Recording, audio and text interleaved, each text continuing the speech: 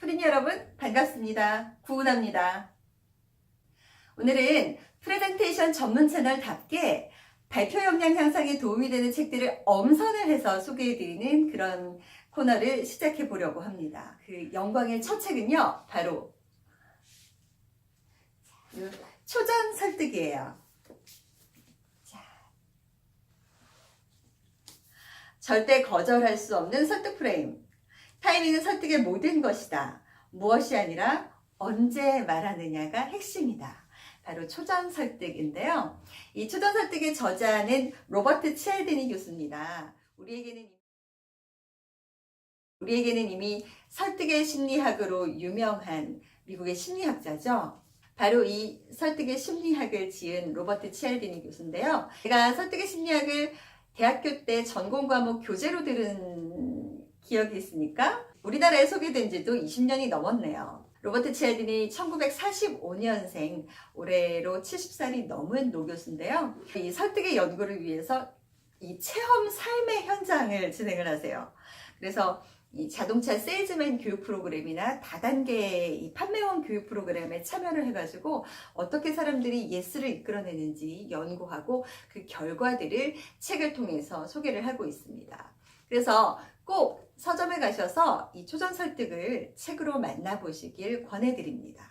번역은 아주대 심리학과 김경일 교수가 맡아주셨는데요. 두 심리학자의 콜라보로 탄생된 이 기대작, 먼저 여러분 좋아요 누르시고 또 구독도 설정해 주시고요. 자, 본격적으로 제가 준비한 슬라이드와 함께하는 북 프레젠테이션 초전 설득 속으로 함께 들어가 보겠습니다. 군화의 북 PT. 오늘은 제목부터 강렬한 초전 설득을 함께 읽어보도록 하겠습니다. 저자는 설득의 심리학을 지은 로버트 치알디니 교수고요. 아주대 심리학과의 김경일 교수가 번역을 맡아주셨습니다. 절대 거절할 수 없는 설득 프레임, 초전 설득. 타이밍은 설득의 모든 것이다. 무엇이 아니라 언제 말하느냐가 핵심이다. 이 책에는 치알디니 교수가 실제로 진행한 연구 사례가 많기 때문에 저는 대표적인 사례 위주로 간략간략하게 요약해서 전달해 드리도록 하겠습니다. 목차는 크게 세 파트입니다. 초전 설득이란 무엇인가? 그리고 초전 설득 상황을 설계하라. 초전 설득을 어떻게 적용할 것인가? 본문은 29페이지부터 344페이지까지 약 300페이지가량이고요. 그 이후에 주석과 참고 문헌만 해도 50페이지가 넘는 실제로 방대한 양의 설득 연구입니다. 여러분께서도 꼭 한번 책을 통해서 초전 설득을 만나보시기를 권해드립니다. 자, 첫 번째 파트, 초전 설득이란 무엇인가? 초전 설득을 이해하기 전에 설득하다, 이 설득을 한번 살펴보겠는데요. 설득은 영어로 persuade입니다. 치알디니 교수는 단어의 per, per를 pre, 즉 이전에 라는 pre로 바꾸어서 persuade라는 단어를 새로 창조를 해냈습니다. 즉 우리가 설득을 하기 전에 pre로 하는 행동을 초전 설득이라고 한다라고 정의한 것인데요. 정말 천재적인 심리학자라고 할 수 있겠습니다. 로버트 치알디니 교수는 설득의 대가들이 예스를 이끌어내는 비밀을 파헤치기 위해서 3년 동안 체험 삶의 현장을 진행을 했습니다. 자동차 영업사원부터 다이렉트 마케터, TV 광고 제작자 등등을 교육하는 프로그램에 직접 참가해서 교육을 받아보는 건데요. 이 영업조직의 최고 성과자였던 GM과 동행을 하면서 그의 영업 테크닉을 관찰을 한 결과를 이 사례로 들어서 설명을 하고 있습니다. 이 GM이 영업을 하는 걸 보니까 고객을 설득하기 전에 먼저 하는 그러한 특이한 행동이 있더라라는 걸 발견을 하게 됩니다. 예를 들어서 일반 가정집에 방문을 해서 영업을 할 때 고객에게 문제를 좀 풀고 계세요 한 다음에 참 제가 차에다 뭘 좀 두고 왔어요. 가서 가져와도 될까요? 라고 하면서 자연스럽게 고객으로부터 열쇠를 건네받더라는 거예요. 바로 집 열쇠를 말이죠. 그래서 이것이 최고 성과자인 진과 다른 동료와의 유일한 차이이더라 라는 걸 발견을 하고 이러한 행동을 사전 행동, 오프너라고 정의를 했습니다. 그리고 이러한 사전 행동, 오프너들이 우리 일상생활 곳곳에서 어떻게 적용되고 있는지 몇 가지 실험을 통해서 소개를 하고 있습니다. 첫 번째 실험은 한 리서치 회사가 이 쇼핑센터 앞에서 사람들에게 설문조사를 부탁을 합니다. 설문조사 좀 해주세요. 부탁드려요. 라고 했을 때는 29%만이 설문에 참여를 했는데요. 이번에는 방법을 바꿔서 초전 설득 오프너를 활용을 해서 질문을 했습니다. 어떻게 질문을 했냐면요. 당신은 남을 잘 돕는 사람이라고 생각하시나요? 이 질문에 거의 모든 사람이 네 라고 대답을 했고 놀랍게도 77.3%의 사람이 자발적으로 설문조사에 응했다고 합니다. 그냥 설문조사 해주세요 할 때는 29%, 그다음에 초전 설득 오프너를 사용해서 이런 질문을 했더니 77.3%, 약 2.5배의 효과죠. 자, 이번에는 참가자를 이 두 그룹으로 나누어서 이렇게 이야기를 합니다. 저희가 무료 샘플을 보내드릴 테니까 이메일 좀 알려주세요. 자, 이랬더니 대부분이 거절했고요. 또 다른 그룹에 가서는 이렇게 질문을 먼저 했습니다. 혹시 당신은 모험심이 강하고 새로운 시도를 좋아한다고 생각하시나요? 자, 이렇게 사전 질문, 이 오프너를 활용을 했더니 대부분이 네, 그렇습니다. 라고 대답을 했고 75.7%의 사람이 선뜻 이메일 주소를 알려줬다고 합니다. 참 놀랍죠? 자, 세 번째 실험은 온라인 가구점의 예입니다. 이 두 그룹으로 나누어서 실험을 진행을 했는데 첫 번째 그룹은 이 화면에 푹신해 보이는 구름 사진을 배경 이미지로 보여주고 두 번째 그룹은 동전이 가득 쌓여 있는 이미지를 보여줬어요. 그런 다음에 소파를 구매하실 때 무엇을 고려해야 될까요? 라는 질문을 던졌습니다. 그 결과는 어떻게 됐을까요? 푹신한 구름 사진을 먼저 본 A그룹의 사람들은 편안함이요, 안락함이요 이렇게 대답을 했고요. 동전 사진을 먼저 본 그룹의 사람들은 경제성이요, 가격이요 이렇게 대답을 했다라는 것이지요. 자, 이렇게 질문에 앞서서 본 그림들이 오프너로 작용을 했던 건데요. 우리가 이렇게 배경 정보를 잘 관리하면 한쪽으로 치우친 판단을 하도록 유도할 수 있다라는 것을 알 수가 있습니다. 그 중에서도 매우 강력한 자극은 이 자신과 관련된 정보입니다. 사람들은 나와 직접적으로 관련된 정보가 있을 때 더욱더 강렬하게 자극을 느끼고 반응을 하게 돼 있어요. 그래서 오프너를 사용하실 때는 많은 사람들은 이러한 단어보다는 당신은 그렇습니까? 너는 어떠십니까? 라고 직접적으로 연관성 있는 이러한 단어를 사용을 하시는 게 설득력이 높다고 합니다. 자, 이상으로 초전 설득은 무엇인가를 탐구를 해봤고요. 그럼 이번에는 본격적으로 초전 설득 상황을 설계하는 방법을 알아보도록 하겠습니다. 첫 번째는 이 연상입니다. 연상을 통해서 상황을 설계하는 방법인데요. 생각은 곧 연결이다. Thinking is linking. 생각은 모든 것과 연결되어 있다는 거죠. 나쁜 말은 나쁜 생각에서 나오고 또한 나쁜 말은 나쁜 행동으로 연결이 되죠. 그래서 이 저자는 한 헬스케어 기업에 가서 강연을 할 때의 예를 들고 있어요. 강연을 하기에 앞서서 이 회사의 CEO가 찾아왔지요. 그래서 교수님 발표하실 때 몇 가지 단어에 유의해 주세요. 저희는 비즈니스 타겟이라는 단어보다는 목표, goal이라는 단어를 써주셨으면 좋겠고요.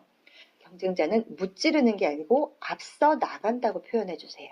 이렇게 요청을 했다고 해요. 즉, 이 연상의 힘을 알고 헬스케어 기업이 추구하는 가치에 맞는 비폭력적인 언어를 사용하는 데에 굉장히 힘을 쓰고 있었던 그런 회사였던 거죠. 또한 단어의 힘에 관해서는 다른 연구들도 소개를 해주고 있는데요. 폭력적인 단어에 노출된 사람들은 폭력 실험에서 높은 폭력성을 보였다. 그리고 성취와 관련된 단어에 노출된 사람들은 실제로 성과가 올랐다. 그리고 노력에 대한 의지도 강해졌다라고 실험을 통해서 이야기해주고 있습니다. 두 번째, 우리가 이 설득 상황을 설계할 수 있는 강력한 방법은 은유를 이용을 하는 겁니다. 청중이 쉽게 인식할 수 있는 또 다른 개념으로 바꾸어서 설명을 해줘라. 그러면 설득이 쉽다라는 건데요. 뉴욕 라이프 이제 보험회사인데 이 보험회사의 전설적인 영업사원이 있었어요. 바로 펠드먼인데 이 펠드먼은 삶의 끝에서 사람은 죽는 게 아닙니다. 우리는 삶에서 퇴장하는 겁니다. 라고 은유를 사용을 했대요. 죽는 게 아니라 퇴장하는 거다. 이를 통해서 우리가 퇴장하고 나서 가족이 남겨지는데 그러면 우리는 책임감을 다할 수도 없다라고 자연스럽게 연상을 할 수 있도록 유도한 거지요. 그런 다음에 이렇게 은유를 활용해서 마무리를 지었다고 합니다. 당신이 퇴장할 때 당신의 생명보험금이 입장합니다. 참 멋있는 은유죠. 이 말을 들은 계약들은 계약서에 사인을 했다라고 합니다. 자, 지금까지 우리는 이제 초전 설득은 무엇이고 우리가 어떻게 설계할 수 있는지를 알아보았고요. 이번엔 마지막 세 번째 파트입니다. 초전 설득을 실제로 어떻게 적용할 것인가 구체적인 방법론을 알아볼 텐데요. 이 책의 예시로 나온 초전 설득 오프너들을 제가 이렇게 정리를 해봤습니다. 몇 가지는 기억해 두셨다가 일상생활에서도 사용하실 수 있을 것 같아요. 자, 비싼 초콜릿 한 박스를 구매하게 하려면 먼저 초콜릿 가격보다 훨씬 큰 숫자를 적어보게 한다. 그 다음에 초콜릿 가격을 이야기한다는 거죠. 자, 프랑스 와인 한 병을 선택하게 하려면 사람들이 결정을 내리기에 앞서서 프랑스 음악을 배경으로 들려준다. 이거는 이제 뭐 와인 상점이나 음식점에서 두루두루 사용할 수 있는 팁이겠어요. 자, 그리고 뒤로 넘어가서 상대방이 우리를 따뜻한 사람으로 느끼게 하려면 따뜻한 음료를 건넨다. 이거는 호감 가는 이성이나 가까운 사람들에게 시도해보면 참 좋겠지요. 상대방이 우리에게 더욱 협조적이기를 원한다면 서로 가까이 서 있는 사람들의 사진을 보여줘라. 이렇게 해서 이상으로 8가지의 초전 설득 오프너들을 소개를 해드렸습니다. 타인을 설득하려는 모든 사람들에게 중요한 목표, 공통적인 목표는 바로 동의, 예스를 이끌어내는 건데요. 이런 맥락에서 로버트 치알디니 교수는 설득의 심리학에서 논의했던 6가지 설득의 원칙들을 이 초전 설득에도 적용할 수 있다라고 이야기를 합니다.